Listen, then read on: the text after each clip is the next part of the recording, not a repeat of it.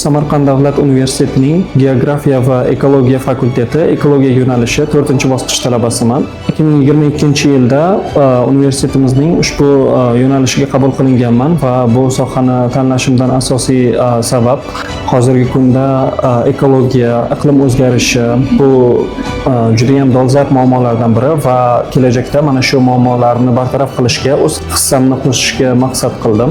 Universitetda ekologiya sohasini o'rganish bilan birgalikda xorijiy tillarni o'rganishni boshladim. Xususan ingliz tilini o'rgandim va shu yili IELTS imtihonidan 7,5 ballni qo'lga kiritdim.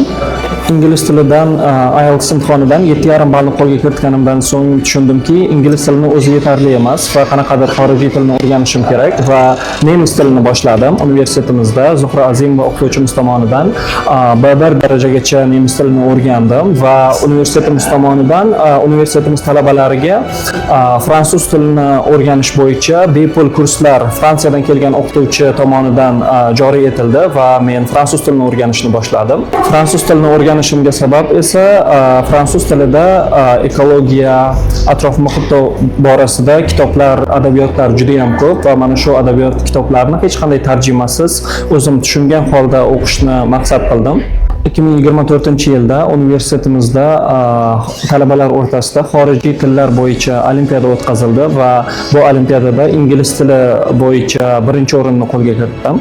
Oradan 1 yil o'tib esa 2025-yilda xuddi shu olimpiadadan fransuz tili bo'yicha birinchi o'rinni qo'lga kiritdim.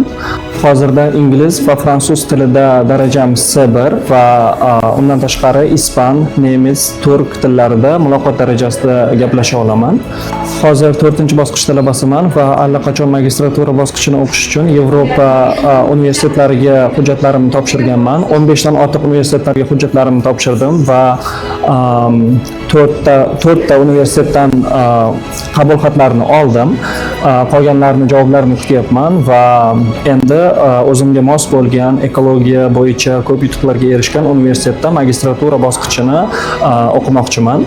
Kelajakdagi maqsadim mana shu nafaqatgina ekologiya sohasini yaxshi o'rganib, balki tillarni mukammal o'rganib, mana shu ekologiya sohasida o'zimni karyeramni rivojlantirish va vatanimizga hissa qo'shish.